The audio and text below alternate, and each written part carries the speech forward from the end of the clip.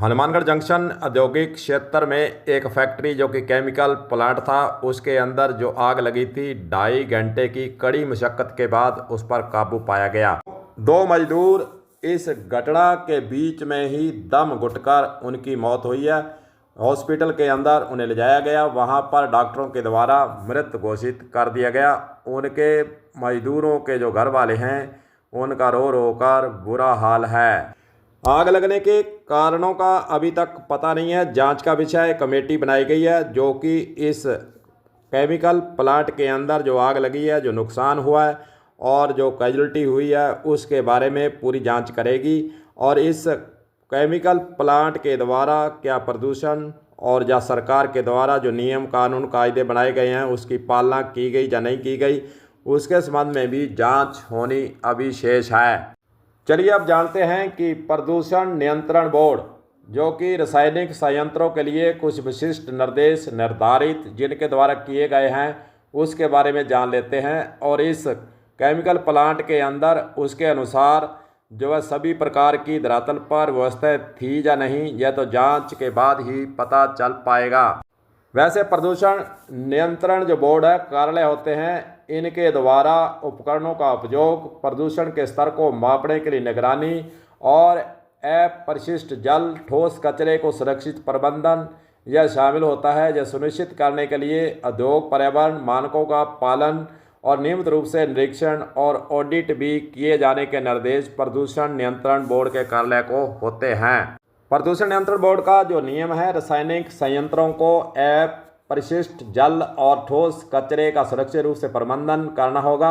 इसमें अपरिशिष्ट जल के उपचार के लिए उपयुक्त तकनीक का उपयोग, ठोस कचरे को अलग करना और उसे सुरक्षित रूप से निपटान या पुनर्चक्र करना शामिल होता है। जब प्रदूषण नियंत्रण बोर्ड का प्रत्येक जो केमिकल प्लांट लगता है, उसके लिए नियम निर्धारित किया हुआ है। वहीं दूसरी ओर पर्यावरण मानकों का पालन भी करना होता है। रासायनिक संयंत्रों को निर्धारित पर्यावरण मानकों का पालन करना होगा। इसमें वायु जल प्रदूषण के लिए विशिष्ट उत्सर्जन सीमा, अपरिशिष्ट जल उपचार के लिए मानक और ठोस कचरे के प्रबंधन के लिए जो दिशा निर्देश जारी किए गए, उसकी पालना करना जरूरी होता है। प्रदूषण नियंत्रण बोर्ड को रासायनिक संयंत्रों के नियमित निरीक्षण, ऑडिट भी करने की पालना करनी होती है। इसका उद्देश्य यह सुनिश्चित करना है कि उद्योग पर्यावरण मानकों का पालन कर रहे हैं और निर्धारित निर्देशों की पालना कर रहे हैं या नहीं।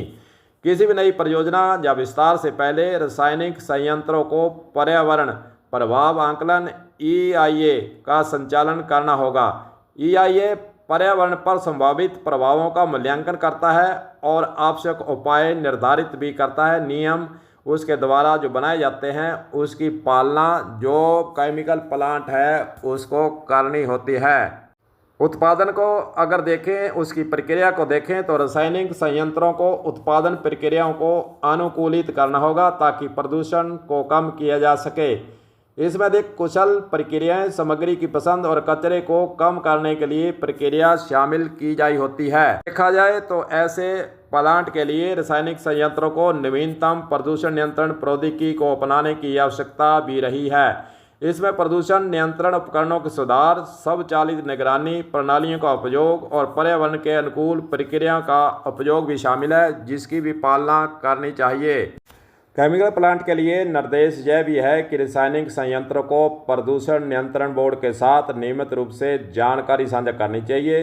इसमें प्रदूषण निगरानी डेटा, अपरिशिष्ट प्रबंधन योजनाएं और अन्य प्रासंगिक जानकारियां शामिल है जो कि प्रदूषण नियंत्रण बोर्ड के साथ प्लांट लगाने वाले व्यक्ति को और जिनका प्लांट चल रहा है, उनको नियमित रूप से इस बारे में आपस में जानकारी साझा करने के निर्देश दिए हुए हैं।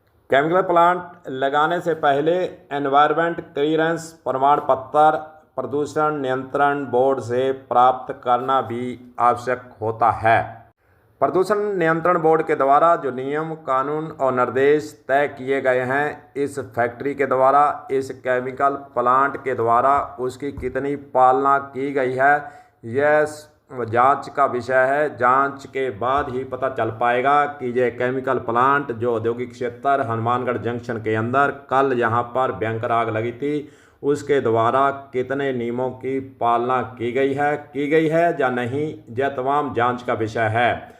जांच के बाद प्रदूषण नियंत्रण बोर्ड क्या इसके बारे में खुलासा करता है, तमाम बातें यह देखने वाली हैं। अगर इस प्लांट के द्वारा प्रदूषण नियंत्रण बोर्ड के द्वारा जो निर्देश दिए गए हैं उसकी पालना नहीं की जाती है तो प्रदूषण नियंत्रण बोर्ड क्या इस पर कोई कार्रवाई करता है या फिर हाथ पर हाथ धरे बैठा रहता है, तमाम बातें यह देखने वाली हैं। कलम न्यूज के लिए गुरदेव सिंह सैनी की हनुमानगढ़ से खास रिपोर्ट।